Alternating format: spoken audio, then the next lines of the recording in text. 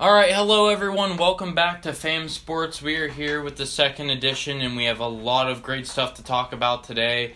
Let's just start with some updates for the NHL. I'm Logan. I'm here with Devin. Devin, take it away.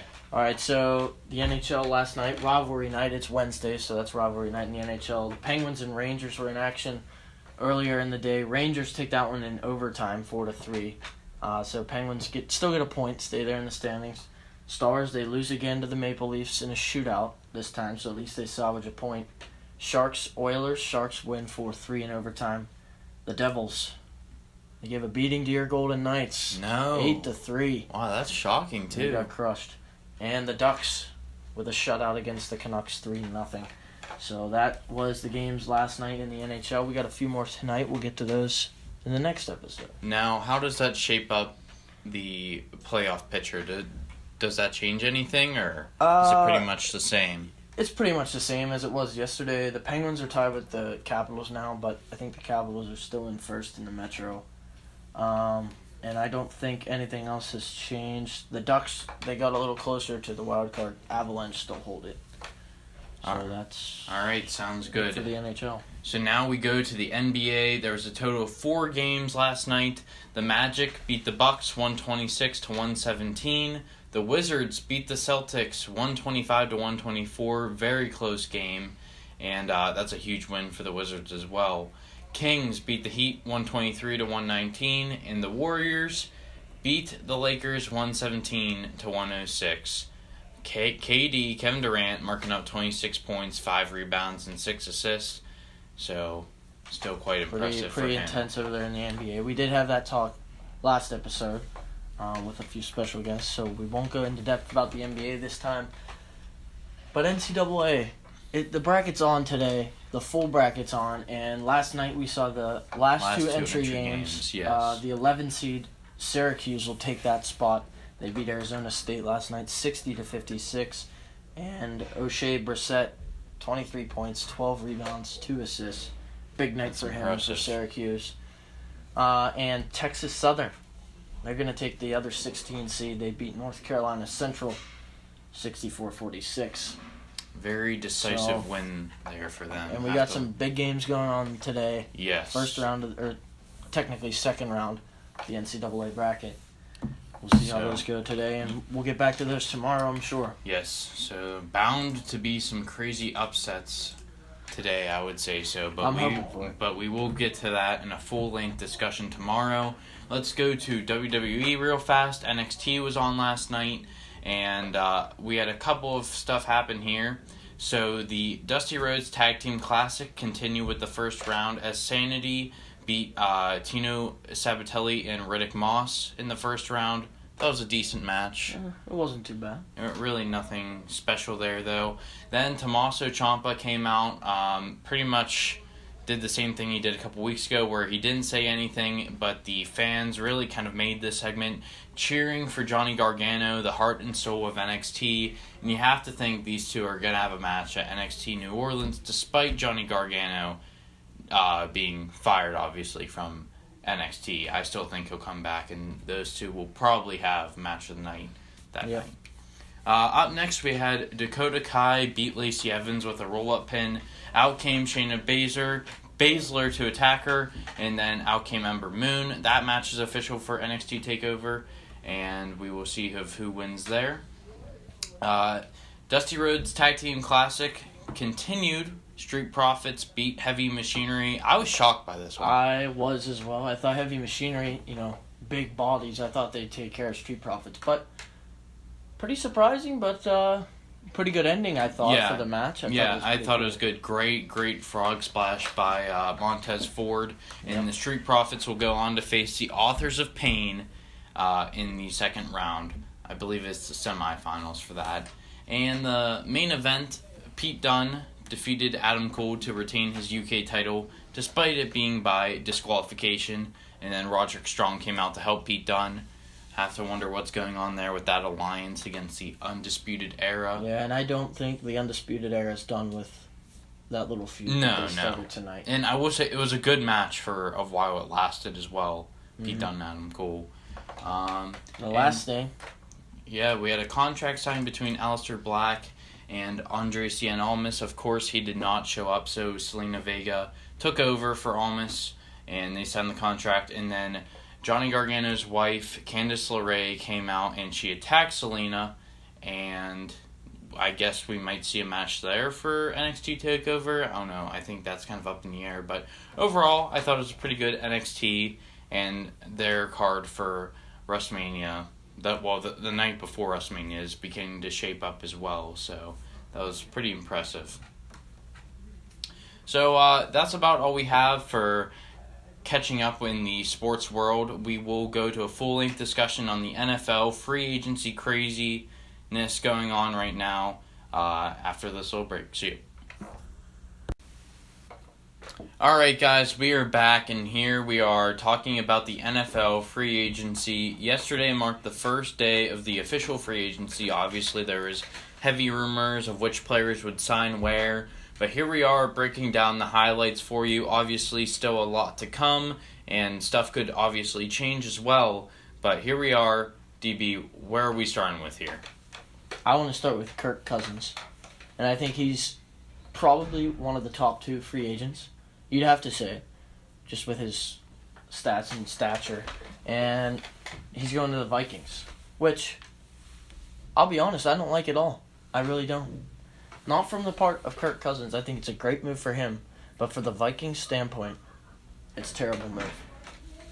See, I actually couldn't disagree with you more here, because Kirk Cousins obviously getting this monster contract. This is a top player in the NFL contract. I think they are putting their faith in him, and rightfully so. At the Redskins, he put up great numbers, and I think he could lead this Vikings team. Let's say the rest of the personnel stays the same. You have Adam Thielen, you have Stephon Diggs, you have Kyle Rudolph as the tight end. All of this will benefit Kirk Cousins, and it will not only elevate his game, but vice versa as well. I think he could lead this team not only to another NFC championship, but maybe potentially the Super Bowl this year. Obviously, they failed to get there, get knocked out by the Eagles, but I think this could be their year because of Kirk Cousins. Well, if we go to the stats of Kirk Cousins, I like Case Keenum better, and here's why. The interceptions Kirk Cousins threw, 13. 13 interceptions in the season. Case Keenum had 7. And you look at the rating after that. Case Keenum, a higher rating, 98.3 rating this season, 93.9 for Kirk Cousins. I think Case Keenum, he already took him to the NFC Championship. It was his first full season, I would say, as a starting quarterback. He didn't have full experience, I would say, as some other quarterbacks did in the league, but he still managed to take the Vikings to the NFC Championship, which they did lose to the Eagles, who were a better team, and I think coached a little better in that game. Oh, for sure. Maybe the outdoor played a factor, but I think the reality is Case Keenum brought them there as a leader. And I think Case Keenum would be the better choice, which obviously they've gone against me for some god-unknown reason. I don't know why they went against me, but of all people. Here's my question to you, and maybe this is their train of thought, I don't know, but was Case Keenum a one-trick pony? Was this just his one season where he could get it done, and then he ends up collapsing next year, obviously going to the Broncos, which we will get to that later, but could he just be a one-trick pony for this team, and that's why they went with Kirk Cousins? Obviously, they have some faith in him. They see the star potential in him. They think he can be a leader for this team. So that is my question to you. Well, you may be right. And if you look at the season prior with the Rams, he still played 10 games. And he had more interceptions than touchdowns. So maybe that is for Case Keenum. But I think when he came to the Vikings, they had a better team in front of him. He had more support. I think he had better receivers in Minnesota, Adam Thielen, and Stephon Diggs. The pieces were in place for him. Kyle Rudolph, the tight end, obviously another big piece. So I think the pieces were in place for him in Minnesota. That's why I think he fit well there. 3,500 yards, not too shabby of a season. But, both great quarterbacks. I just think Case Keenum, he's been with the team. I think he'll do better next year, but obviously they went with Kirk Cousins. And then, obviously, the Vikings have made another move. Trevor Siemian, I guess he's going to be the backup to Kirk Cousins. How do you feel about that movement here? I don't like Trevor Siemian at all. And I think he hasn't proven himself, which is why he won't be their starter. Thank goodness. They didn't pull a Denver Broncos and make him their starter for a while. Maybe he could learn under the tutelage of Kirk Cousins and become a better all-around player. I just think he's struggled, and I don't think that would be a good move for them, but they went for that, and at least he isn't the starter. They have Kirk Cousins ahead of him. I feel like he has potential to him. It's just he can't make those big choices of when it comes down to, he's in the red zone. The choice is right ahead of him, and he just makes the wrong choice time and time again. Obviously, he had tons of interceptions in the red zone and just overall. So I think there is some potential there. He just needs that coaching, which obviously maybe Mike Zimmer could offer to him, and Kirk Cousins as well. So I think this could be a move for Trevor Siemian, but maybe not so much the Vikings, as obviously they switched up their whole quarterback depth chart just in general. Yeah. And obviously we'll get to that later. But let's just stay in the NFC North real fast while we're there. The Chicago Bears. I like the Bears. I think you do too. Like the Bears. What do you think about Allen Robinson signing? This, I think, could be great. Obviously, he only had one catch in the 2017 season, suffering that huge injury, and that really impacted him. But the seasons before he had were great. He was great at Penn State, and this is really what the Bears need, I think, to elevate their offensive game. Mitchell Trubisky came in. He was young, didn't really have that much experience as a rookie, but I thought he played well for the tools that he had, and I think he could improve season upon season. And let's just take a look at this. The Bears receiving core in the 2017 season, the top two guys were Deontay Thompson and Joshua Bellamy. There's no stars there. There's no quality receivers for Mitchell Trubisky to work with. And picking up Allen Robinson, that's a huge move for them. He could bring that star power, and if he stays injury-free, I think the Bears, I'm not sure if they could make playoffs, but they could definitely compete against these teams and do a lot better than they did last season. I think for him to be successful, Mitchell Trubisky has to step up to the plate. I think Mitchell Trubisky and Allen Robinson, they need to find an immediate connection. And Robinson has to get back to his 2015 numbers. Back in 2015, 80 receptions, 1,400 yards. That's pretty good for a receiver. And 14 touchdowns. That's impressive. That's what you need from a star receiver. And I think Allen Robinson, 6'3", 211, he's a big guy. And he's young. He's only, 25 or 24 or something like that. So I think Allen Robinson, he could be a good fit here. Mitchell Trubisky, now that he has the pieces in place, we'll have to see if he can step up. That's the thing. Because Chicago also gets Trey Burton from the Eagles. Very good tight end, I think it replaces Deontay Sims was their starter, I believe, this past season. I don't remember. I believe so. And then they also picked up Taylor Gabriel, who could be a great either number 2 guy, or they could put him in the slot. They might also want to put Thompson in the slot. I'm not sure of which way they'll go there, but I think they really elevated this offense here. And when it comes to running game as well, they have Howard and they have my man, Tariq Cohen, who I think could be a star for them, not only on special teams, but also in the run game. So I think this offense has potential to be great and really pick up some huge momentum for next season. I don't know about you. And Mitchell Trubisky, he has his big guy in Robinson. He has his tight end now, Trey Burton, who was on a Super Bowl winning team. He has some experience behind Zach Ertz. Taylor Gabriel's got the speed. You always need a speed guy on the offense. I think Taylor Gabriel can really provide that. And, it's subtle, but also picking up Cody Parkey, the kicker. I think they need some stability there. You got to get the extra points and field goals when you can. Get some points on the board. And also just a clutch field goal kicker just in general for, who knows if the Bears could play these tight games against, potentially the Packers, the Lions, the Vikings, and he could be the one to win them those games, those tight games. So I think that's a good move there as well. Yeah, so another team you just mentioned in the NFC North, Green Bay, the Packers. Green Bay. The one move I really like, Jimmy Graham coming to the Packers. I think it gives a solid tight end target. He was great in Seattle. And when it came down to the end zone plays, Jimmy Graham was always there, a very reliable target for them, and probably their biggest move so far during this free agency. Yep. Also, they had Deshaun Kaiser, where they traded their one cornerback, I believe it was Demarius Randall, I believe, to the Browns for Kaiser. I don't know if Kaiser will really succeed there, of what their idea is, if they want him to train behind Rodgers, if they're giving up on the Brett Hundley project. I don't really know. What are your thoughts on that with the quarterback situation? I think he can learn from Aaron Rodgers. Mm-hmm. And he showed sparks of potential in Cleveland. It was just the inconsistency that really got him, I think, over there in Cleveland. And obviously rated as probably the worst quarterback in the league last year was Deshaun Kaiser. But I think he can learn from Aaron Rodgers. He's still young, so he still has time.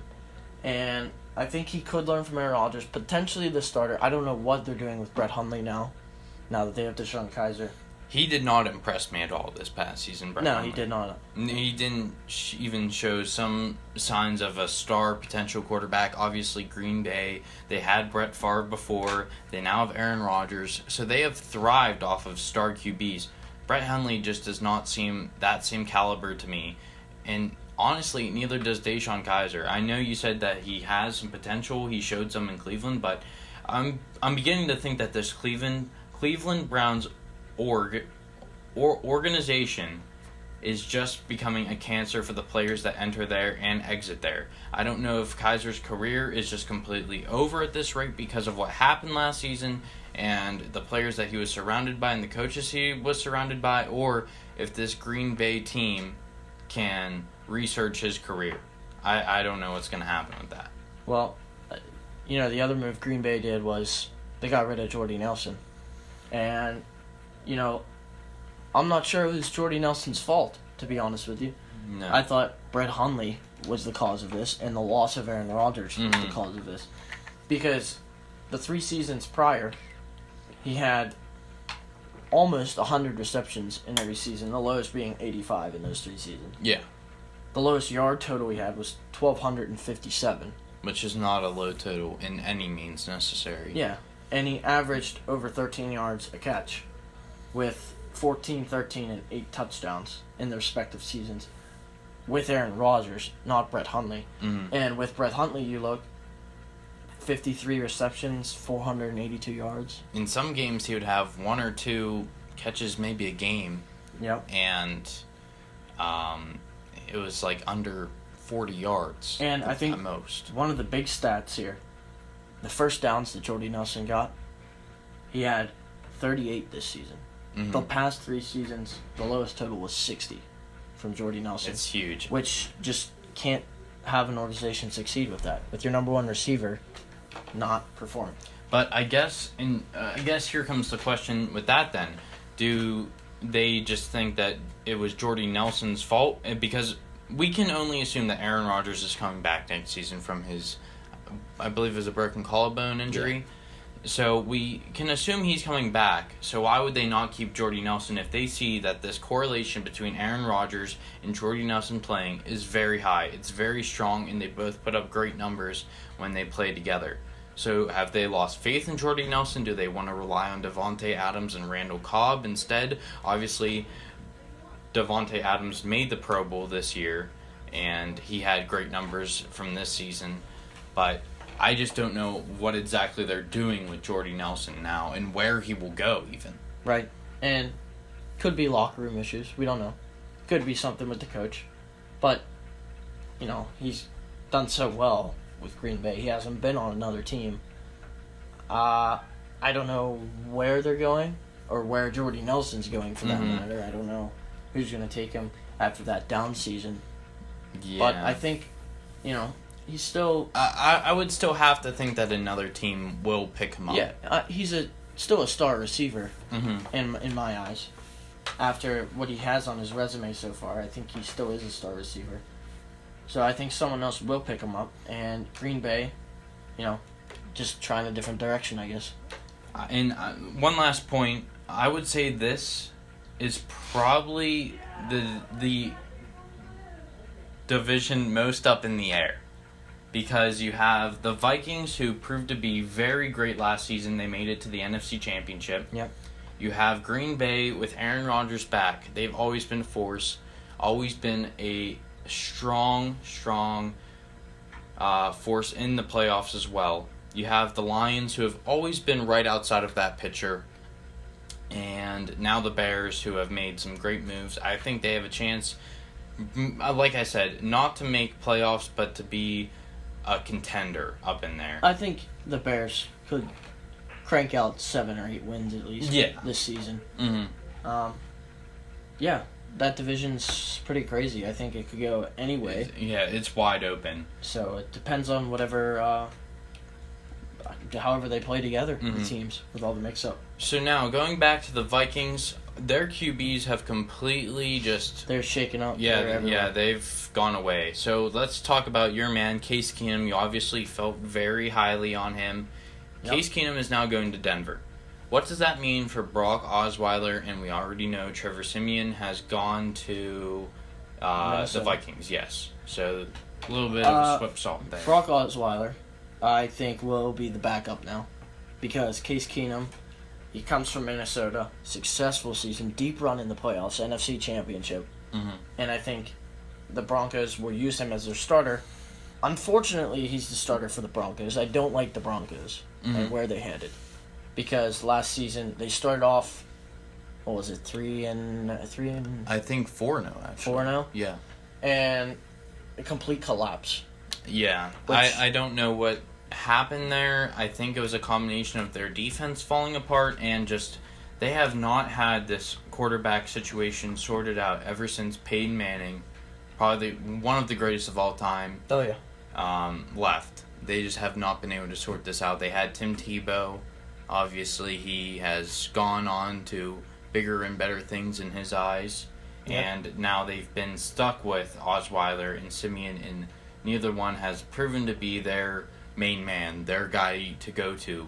So could Case Keenum be it? I believe so.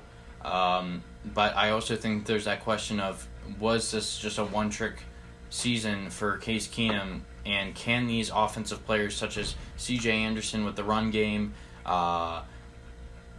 Demaryius Thomas as the star receiver, can they lift up Case Keenum's play like the Vikings' offensive weapons did, or will this just be a failure of a season for him?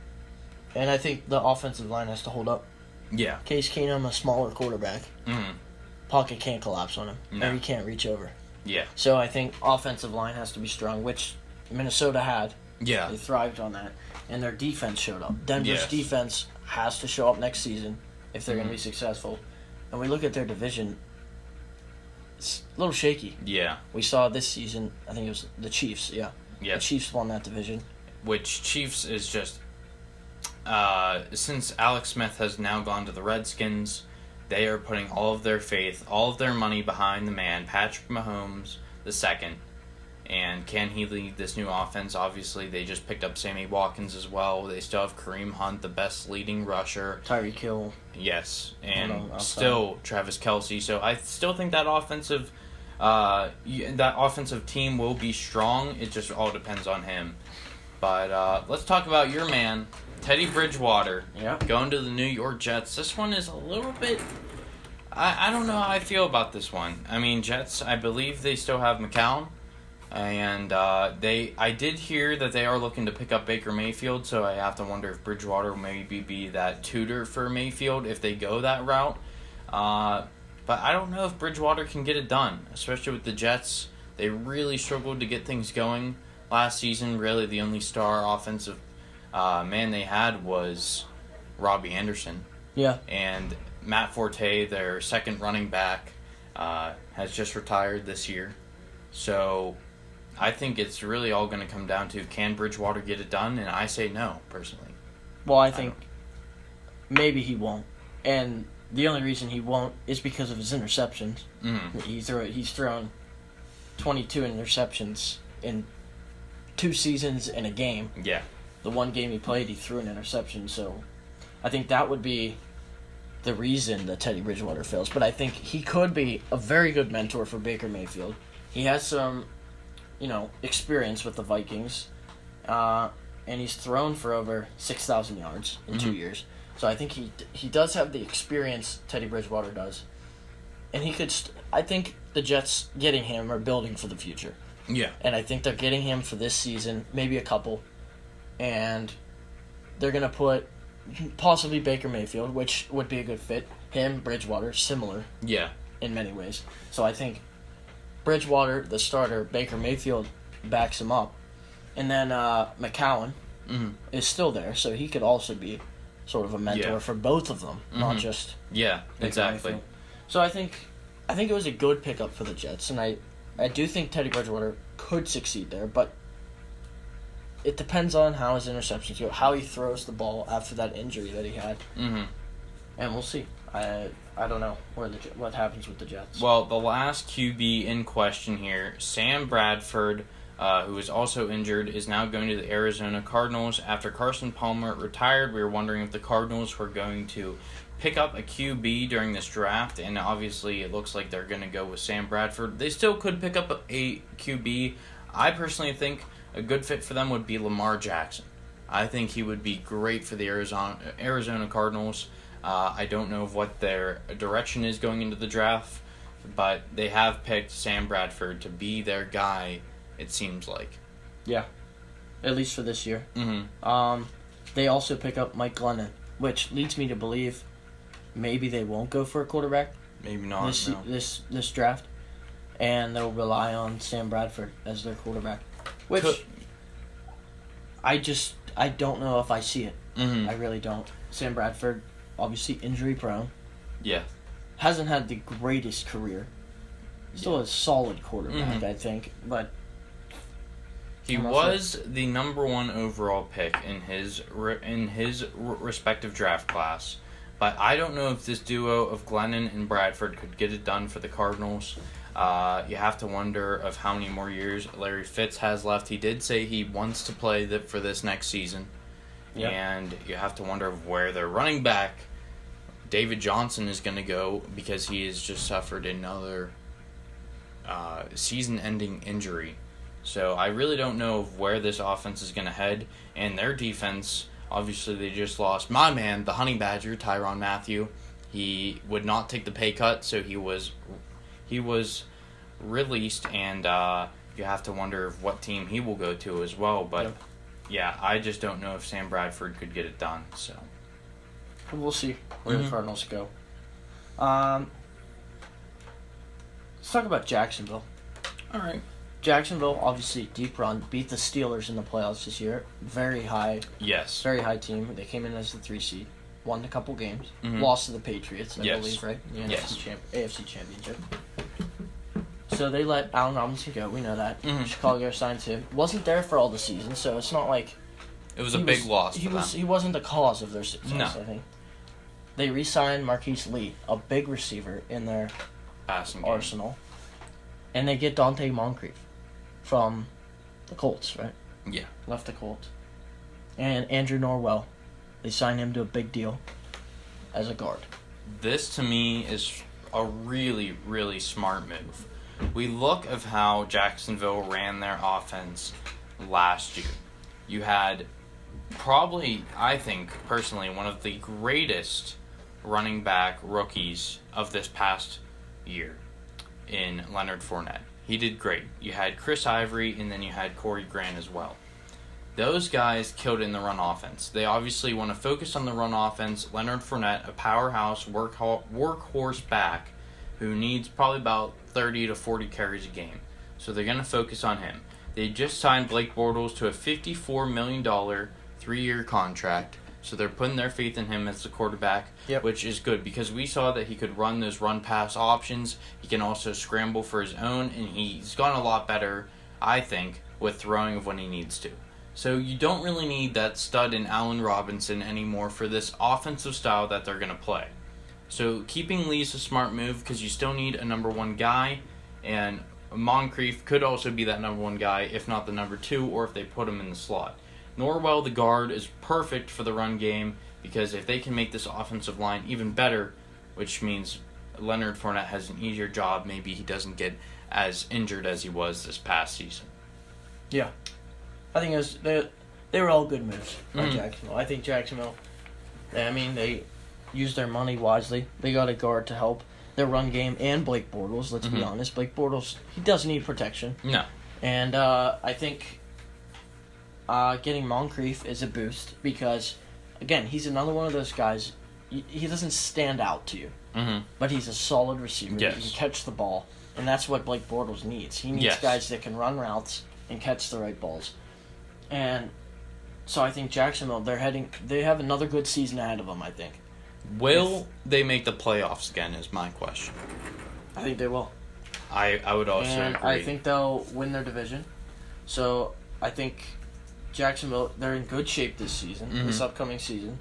And I think... I would say their only competition would probably be the Titans, as they also made the playoffs, and we saw of how great Marcus Mariota was, and now they're starting to focus on the run game with Derrick Henry. Looks like the man from Alabama, former Heisman winner. Yep. So I think that offense has potential, and their defense has just been getting better and better. They just signed Malcolm Butler to that huge contract, getting him from the New England Patriots.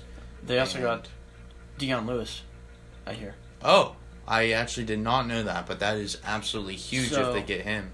That's a really good 1-2 punch with Henry and Deion Lewis. I think that's a very good for my only worry about that is because we know Derrick Henry's kind of been another one of those workhorse backs. Yeah. So if he doesn't get the carries that he needs taken away by Deion Lewis. But you also think maybe split backfield. Deion Lewis, he's a dual threat back. He is, yes. And you saw how they used him at the Patriots. He wasn't in every down. No. In fact, I think that was probably their biggest weakness. And I'm not sure if it was a reason why he left or of what the reasoning why he was a free agent. Was it his contract expired? I'm not sure. Because I think one of the main struggles with him was that Rex Burkhead and James White would take those huge... he would pretty much use the whole drive by himself, and then when it came to the touchdown area, he would get that taken away by either Rex Burkhead or James White. Yeah. So... And I think it was his contract. Okay. So I think he was a free agent. Still, I would say that's a smart move for him to go to the Titans as well. Obviously, we'll still make the playoffs and could potentially face his former team in the Patriots in the playoffs if they make a deep run, the Titans. And I think their division could be strong this year. Texans make a few moves, get their offensive line. Deshaun Watson will be back next season. Yeah, and we all know of how impressive he was. He was probably on track to win the MVP if he did not get that injury, in my personal opinion. And they have DeAndre Hopkins, their star receiver. Always puts up consistent numbers. Add a couple of cornerbacks to the mix the Texans did. Jonathan Joseph being the big name there. Some good moves for the Texans. I still think Jacksonville has the edge. Jalen Ramsey, the young defense. Oh, that defense is so talented. Is retiring, but I think they can find replacements for him. I think he's replaceable. And their young defense, I think that's really what they're going to have to focus on. And I think they'll make it. I think they will. All right. Well, let's move on to the Dolphins and of what they have. So they just got Danny Amendola. Obviously, he's still playing in the same... I can't think of the word. I'm having a brain fart. Danny Amendola? Yeah, he's in the same... division? Division. That's the word for it. He's going up against his former team. Yeah, so that's huge. We know from the last season he had 61 catches, 659 yards, 2 touchdowns. He mainly played in the slot with the Cooks playing as the primary receiver, and then what's the guy's name who played the second? Chris Hogan. So I think he could really thrive on this team, especially since they lost Jarvis Landry. Yeah, Jarvis Landry, that's a huge loss for them, and they still have Kenny Stills and Devontae Parker. So I think this offense has potential. My question is, what are they going to do for a quarterback position here? Do they stick with Tannehill if he's healthy? Do they go with Matt Moore? Or I've also read that Baker Mayfield could go here as well. I think you go with Tannehill. And you see how it goes. Maybe you do draft a quarterback this draft. Yeah.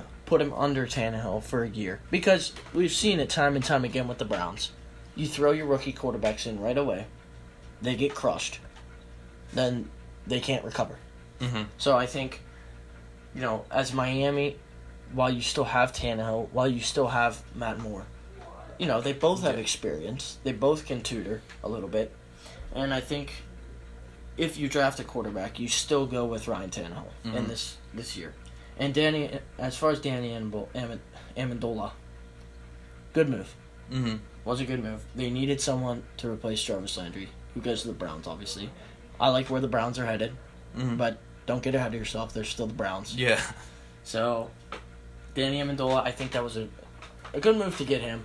Not the most productive receiver, let's put it that way. No. But he's a good slot receiver. I think he can really do some damage there for Miami. I was just going over the thoughts in my head, and I think a great quarterback for this Dolphins team would be the man out of Oklahoma State, Mason Rudolph, actually. You think he'd be good there? I think he would be great. He has that powerhouse of an arm, and I think he could really do well with those set of offensive weapons that they have. And obviously we saw the huge rise of the young running back, I should say, Kenyon Drake. He performed very well in the games that he played, in the opportunities he had, and I think this offense does have a force. We know they're probably the one team that can consistently beat the Patriots season by season, and I think if they continue to do that and maybe pick up a couple more wins, Jay Cutler could not get it done for them. I think maybe they could be in the wild card mix, potentially. Yeah, and I still think the Patriots will dominate that division. I would agree with that. There's a slot, a slot in the wide AFC, you got to work for the wild card. If you're behind the Patriots, that's where you got to work. Mm-hmm. And I do think they have potential to be there. Do I think they'll make it? No. Mm-hmm. I don't think they'll make it. That's just my opinion. I think the AFC South next season will have two teams. Okay. One division leader, one wild card. Okay. As far as letting go Julius Thomas and Nagamada Sue, I don't think it's big losses for them, honestly. and I was leaning the other way, for me, honestly. Sue, obviously getting older, Mm-hmm. still a tremendous pass rusher, Yeah. playing like a Pro Bowler Mm-hmm. for the Dolphins. So I don't know how their defense is going to respond without him. I know he did have some locker room issues, I think, or something or another. And I just don't know if he was worth the amount of money they were paying him. Right. And I don't know if they're going to try to rebuild this defense, which in that case could maybe cause them a couple more years to get into that playoff scene. They just lost the outside linebacker in Lawrence Timmons as well. So I don't really know where this defense is going to shape up, but I still don't think the loss of Sue was that big. And when it comes to Thomas at the tight end position, I just don't know of how much of an influence in the past game he really was for them. Yeah. That makes sense. We'll see. Yep.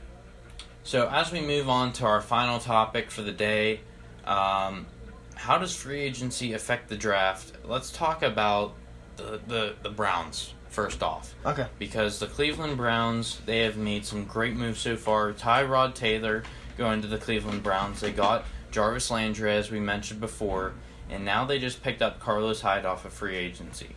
So where does this put the man out of Penn State? Obviously, people are calling him the best running back in this draft class, Saquon Barkley. Where does he go now? First of all, completely agree. Best running back in the draft. Mm-hmm. Really good prospect. He's going to the Colts. That's who I think he's going to. And I think the Browns, they have Hyde, Dick Johnson Jr., Mm-hmm. a 1-2 punch. They're not going to draft Saquon Barkley. They're going to draft a quarterback. See, I actually could not... I really don't think I could see that happening. Sure, they get Hyde, but you can't turn down Saquon Barkley at the number 1 overall pick.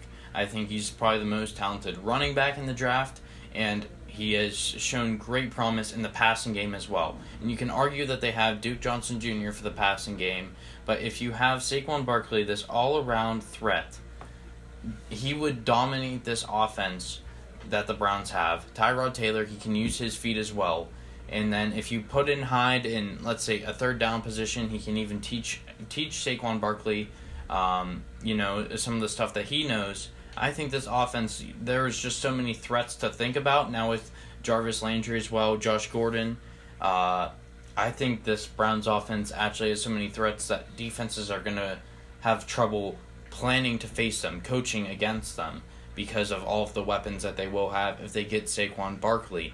And they still have the number 4 pick in the first round as well. So that could leave them an opportunity to build on their defense, maybe get another quarterback, as the Browns love to do all so much. And I know I said before of how the Browns could be a cancer of an organization, but I think they made some great moves during this free agency and offseason, and I think if they get Saquon Barkley, it'll be the icing on the cake. I think they're getting a quarterback. And reason is Carlos Hyde, 3 years. Not 1 year or 2, which you would expect from perhaps like a mentor figure. He gets 3 years. So they lock him up for not a long period, but a decent period of time. Mm-hmm. Tyrod Taylor only had 2 years left, 2 years left, I think, on his contract. So I think they draft a quarterback, number 1. They get the man that they want. They don't pass on him and risk the Giants or the Colts. Well, I don't think the Colts will take a quarterback, but they don't risk the Giants taking the man that they want. So I think they take the man they want at number 1, have him behind Tyrod Taylor for a couple years, learn under his tutelage, get a little experience in the game, which they haven't done before, and they have failed miserably, and throwing their rookies right in. So I think they draft a quarterback, number 1. Saquon goes to the Colts. Saquon goes to the Colts. Frank Gore. He's getting older. Great career. Hall of Famer. No doubt. But he can't play forever. Especially as a running back. And more of a workhorse back, you would say, is Frank Gore. But the Colts already have a rookie who was last year. This will be his second year playing in Marlon Mack. And I think that's already what they were doing with Frank Gore and Marlon Mack. Have to wonder if they might work on their defenses. That is why they lost the majority of their games. I don't know the numbers that Marlon Mack put up, but I don't know if he will be the young man. 3.8 yards per carry. So not that great. No, he had 93 carries for 358. Yeah, that is not the best numbers, but I just don't see of how the Browns could pass up on Saquon Barkley. I think this is a once-in-a-lifetime player, not only on the field but also off the field as well. We saw of how much class he has and how much respect he brings to any org that he plays at. And I think the Giants are pretty much out of the question on getting a running back. They got Stewart from the Panthers, and I think they're going to focus on a quarterback to go behind Eli Manning. But I just don't see Saquon Barkley not going to the Cleveland Browns. I think he will put on... You could be right. Indianapolis didn't have Andrew Luck last season. Really, no. I mean, what's his name? Their quarterback this year. Jacoby Brissett. Not as big of a threat as Andrew Luck is. So, perhaps Marlon Mack couldn't get the numbers predicting the run were the other teams with Andrew Luck being down. So, maybe you're right. Maybe the Colts, first of all, the Browns will take him. But if the Browns don't take Saquon Barkley, Indianapolis takes him. Right. Giants pass, they get a quarterback, and the Colts take Saquon Barkley. All right. I see it.